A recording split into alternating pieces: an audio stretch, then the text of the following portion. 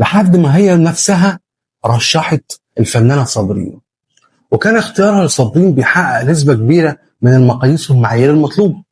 هي صحيح مش في نجومية الأسماء اللي تم طرحها واللي هنلاحظ إن هم أصلا نجوم في السينما، لكن برضه صابرين كانت نجمة في التلفزيون. دي عملت فوازير مناسبات يا عم مع هالة فؤاد ويحيى الفخراني من سنين كتير، وما أدراك يعني إيه فوازير في الثمانينات. يعني كل الناس شافتها وحفظتها. بالإضافة إن صابرين كان لها نجاحات قريبة في التلفزيون، وكانت بطلة مسلسل جمهورية زفتة، ومن قبله مسلسل أهالينا، ودي كانت مسلسلات ناجحة جدا. وكمان صابرين دخلت المجال الفني من وهي صغيرة، وكانت بتقلد وتغني وترقص زي البلبة كده وهي صغيرة.